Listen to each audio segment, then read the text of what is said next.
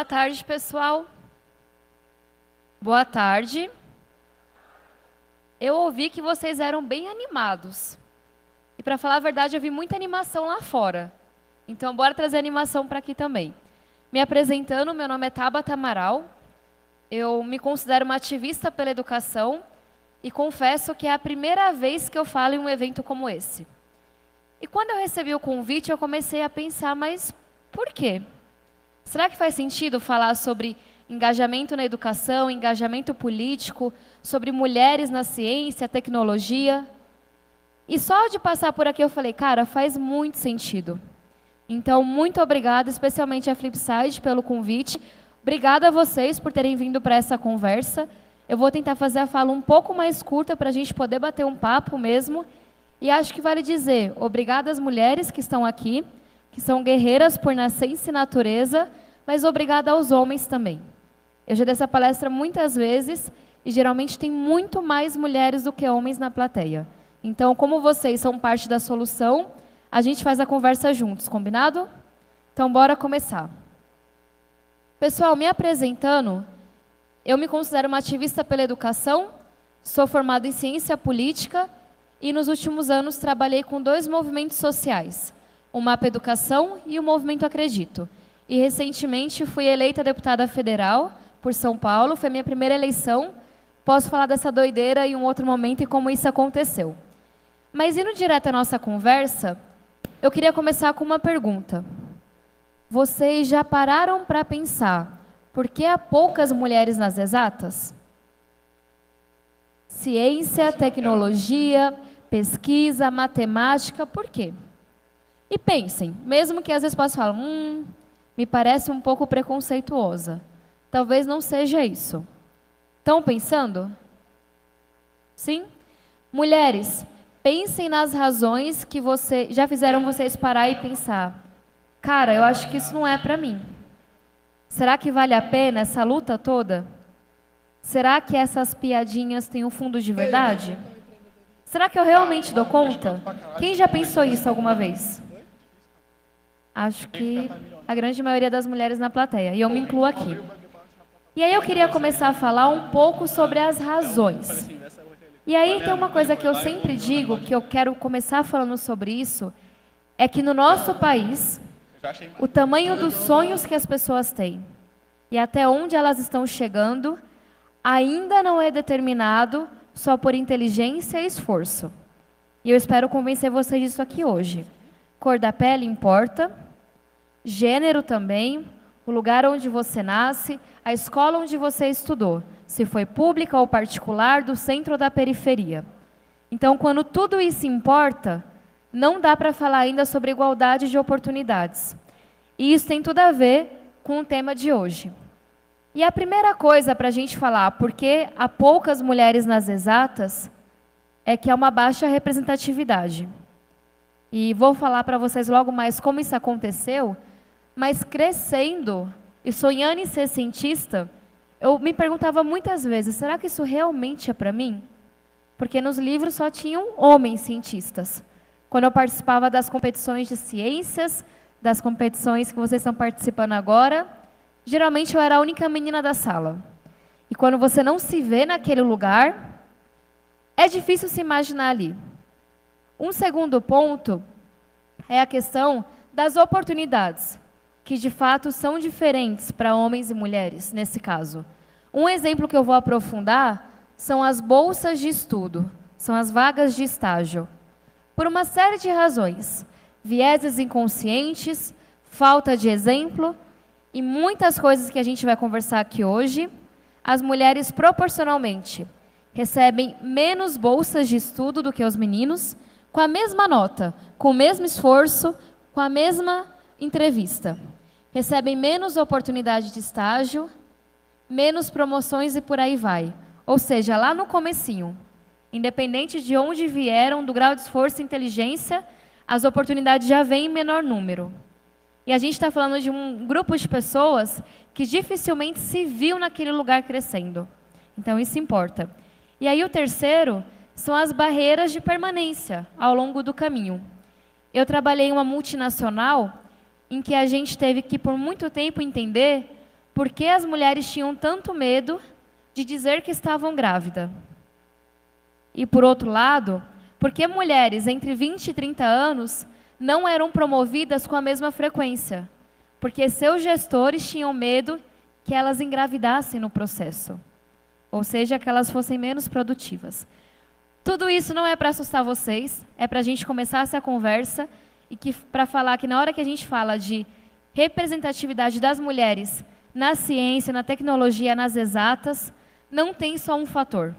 Tem que falar de representatividade, tem que falar das portas de entrada e tem que falar da permanência também.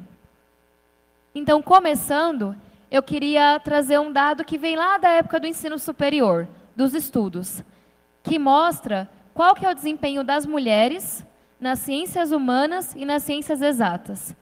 E aqui a gente vê, quando abre entre homens e mulheres, que as meninas têm um desempenho menor do que os meninos nas humanas. E que isso é acentuado quando a gente fala de mulheres negras. E eu trago a questão racial aqui também, porque é muito difícil separar a questão de gênero da questão racial. Quando a gente fala sobre uma desvantagem que as mulheres têm na sociedade, quase sempre as mulheres negras enfrentam um caminho ainda mais longo pela frente. Mas vamos focar aqui. A gente vê que é um desempenho menor. Só que a diferença não é tão grande assim. Agora, quando a gente vai para... só para ver aqui, são 21,6 pontos. Agora, quando a gente olha para as exatas, a gente sabe que esse número é o dobro. Ou seja, lá no ensino superior, as mulheres já têm um desempenho muito inferior em relação aos homens nas notas. E eu trago isso porque a primeira conclusão, quando eu falo isso, é a pessoa, poxa, então é porque as mulheres são menos inclinadas às ciências exatas. Será que é verdade? Vamos aprofundar aqui um pouco no problema. Quando a gente olha as áreas de atuação dos cientistas no Brasil, e a gente começa, aqui o gráfico azul são de homens e o vermelho de mulheres, a gente vê que nas ciências agrárias, nas ciências exatas e da terra, nas ciências sociais aplicadas, engenharias, os homens estão muito mais representados, enquanto as mulheres são mais fortes nas linguísticas, letras, artes, ciências da saúde e por aí vai. E tem uma série de estudos que foi mostrando que essa escolha, antes mesmo de saber o desempenho, tem a ver como as crianças são criadas ao longo de sua vida. Então, as mulheres recebem, as meninas, bonecas, kits de cozinha, kits de enfermagem, tudo que tem a ver com cuidado. Então, esse lado é mais influenciado. Enquanto os homens, os meninos vão receber Lego, kits de construção, quebra-cabeça, tudo que tem a ver mais com as exatas e com a construção. E eu me lembro de crescer querendo um Lego loucamente e ninguém entendendo por que eu queria um Lego, já que eu era menina. Então, essa diferença ela não começa lá na nota, no final do curso. Ela começa na aptidão, começa na criação. E aí, um ponto que eu falei com vocês, que eu acho que é muito importante da gente ver, é que quando a gente compara aquele gráfico com o anterior, as bolsas de estudo, as bolsas de estágio, elas são distribuídas desproporcionalmente mais aos homens do que às mulheres. Então, mesmo que em exatas a gente tenha uma porcentagem maior de homens do que de mulheres nos cursos, mesmo assim, os homens estão recebendo mais bolsas do que deveriam. E aqui a gente pode ver que isso acontece basicamente em todas as áreas. Está dando para acompanhar? Então, uma parte da população cresce sem, de fato, considerar boa parte dos sonhos que existem, das profissões, são direcionadas a gostar de algumas áreas mais do que das outras, se sentir mais competentes em algumas áreas do que nas outras. E mesmo assim, quando são teimosas e guerreiras como vocês são, chegam lá, enfrentam dificuldades na hora de receber a nota, que um professor, de uma maneira sem perceber, dá uma nota menor para as mulheres, mesmo que a prova seja muito parecida, e já fez estudos mostrando isso. Provas que tampam nomes dos alunos são boas para as mulheres. Na hora de fazer uma entrevista, ela vai ter menos chance do que um homem de conseguir um estágio, de conseguir uma bolsa. E aí tem uma parte que é a parte mais difícil de mudar, é que as mulheres, na hora de tentar uma entrevista, tentar uma vaga de emprego, tentar uma bolsa, elas esperam cumprir todos os requerimentos. Enquanto os homens, ao cumprir apenas a metade dos requerimentos, vão lá e tentam. E vão lá no porquê não. É complicado, não é? E vai dar um trabalhão para mudar. Mas a ideia é que a gente fale um pouco disso. E eu tentei abarcar alguns exemplos, há uma série de estudos, é uma área muito rica, mas para a gente entender que é multidimensional. E vamos falar como que a gente resolve isso agora. A primeira coisa é que tem que ter uma conscientização para a equidade de gênero. Enquanto homens e mulheres acharem que as mulheres são menos competentes por natureza, que a gravidez é uma responsabilidade apenas da mulher, que a maternidade é uma responsabilidade apenas da mulher, enquanto as meninas forem criadas para serem boazinhas e tranquilas e do bem, e os meninos para serem incisivos e desafiar e tentar e ousar, a gente não vai resolver isso. Então, o primeiro passo é fazer o que a gente está fazendo. E é por isso que eu acho tão legal estar aqui hoje. É a gente falar, entre homens e mulheres, que sim, há uma desvantagem muito grande que começa lá no comecinho da vida, e falar sobre isso já muda muita coisa. Porque a gente vai criando consciência, e talvez na hora de entrevistar uma mulher para uma vaga de emprego, a gente vai entender a necessidade de ter um homem e uma mulher entrevistando. Na hora que a gente começar a pensar, talvez ela engravide, ela vai se casar, talvez tenha filhos, a gente pensa, beleza, então ela e a pessoa que vai estar com ela terão que dividir a responsabilidade. Então o primeiro passo é esse, é falar.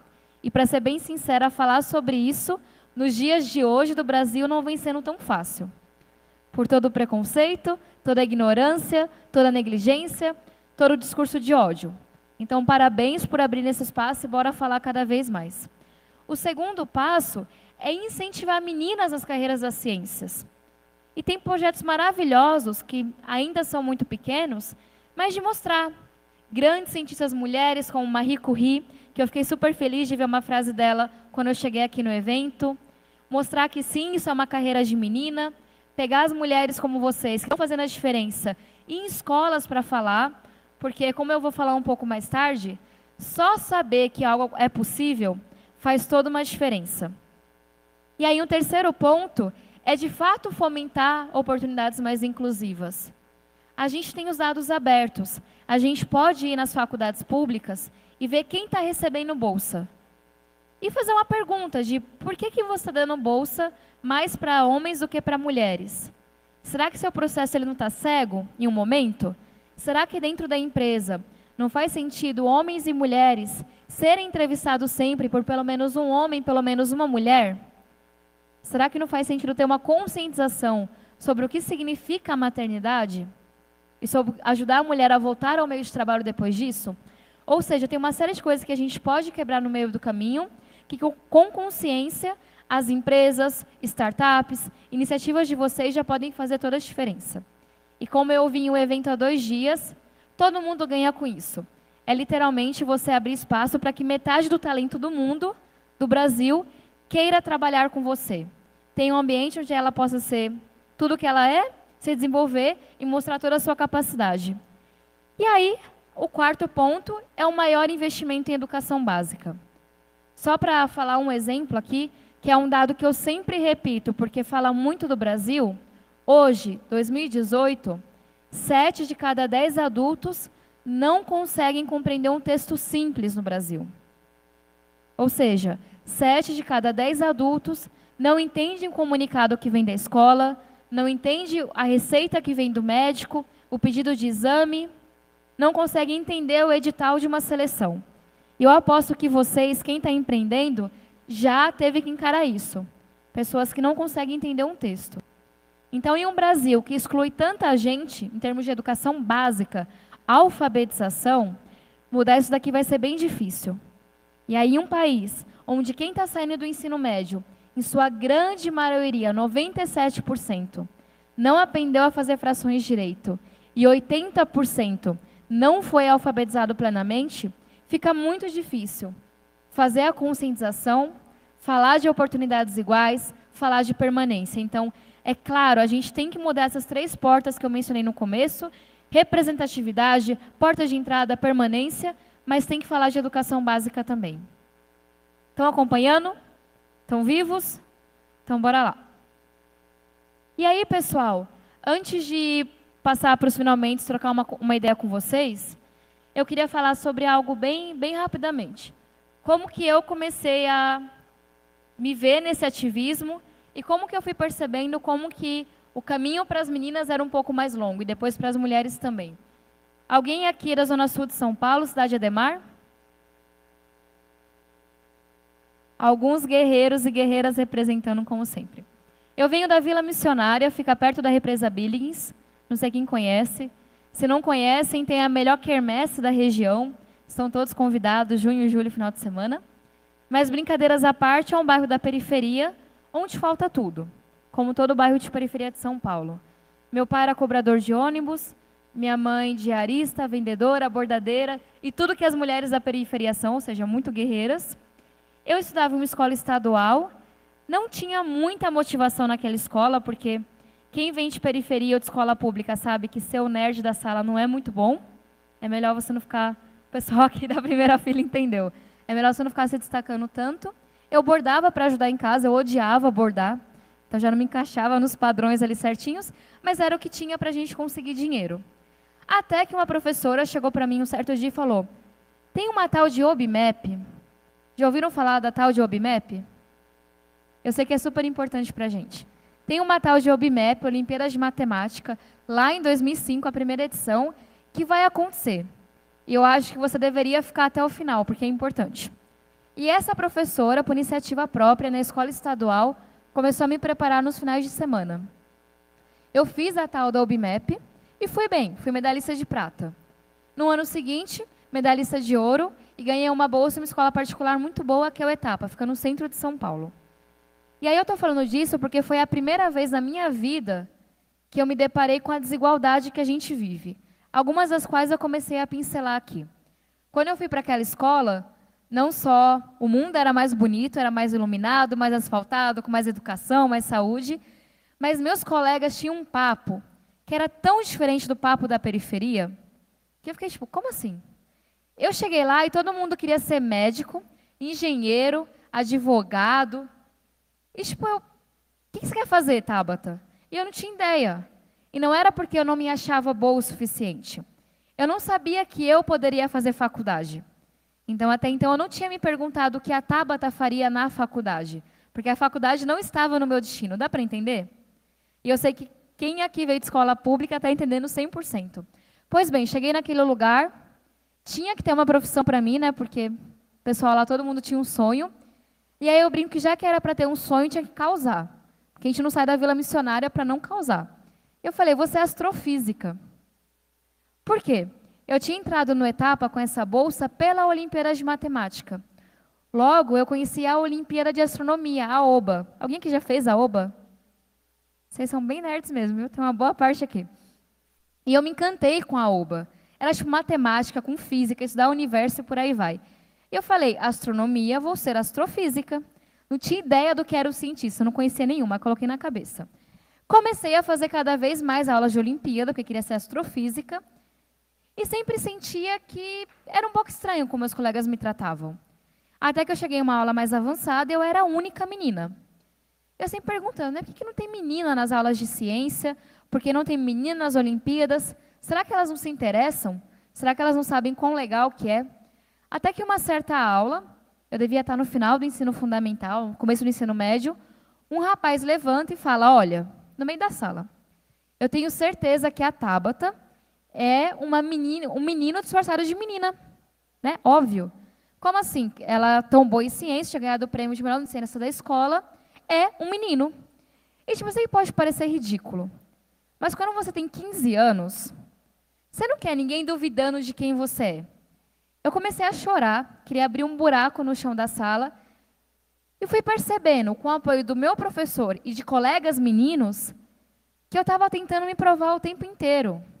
Provar que eu era feminina, mesmo sendo boa em ciência, e que eu era boa em ciência, mesmo sendo menina.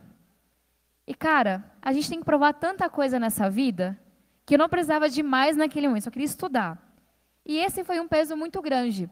E perceber que ser uma menina incomodava, me ajudou de certa forma. Porque na hora que eu comecei a ser interrompida, por meninos que literalmente repetiam o que eu tinha acabado de dizer.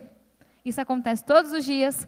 Quando alguém falava que não era tão inteligente o que eu tinha dito, quando alguém falava que meu batom era escuro demais, que era para eu ser mais tranquila, que eu era mandona, que eu era ditadora, que não sei o que lá, as meninas estão tipo...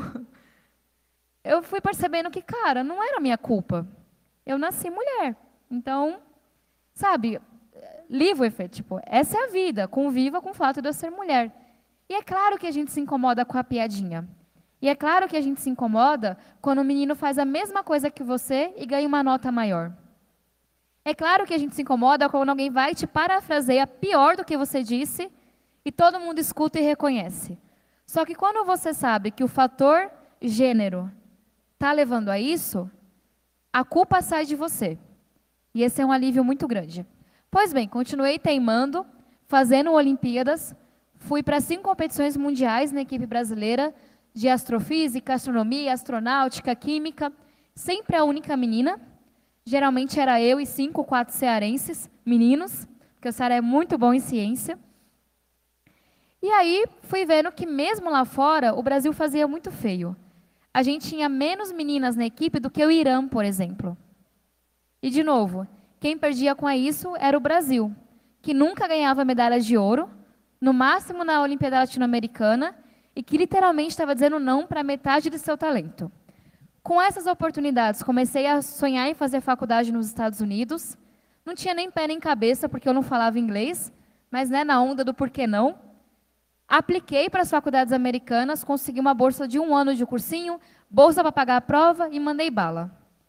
E a parte mais bacana é que enquanto eu fui aceita em 6 faculdades americanas, eu não fui aceita no ITA. E pode provocar, pode ser polêmica? Então, bora lá.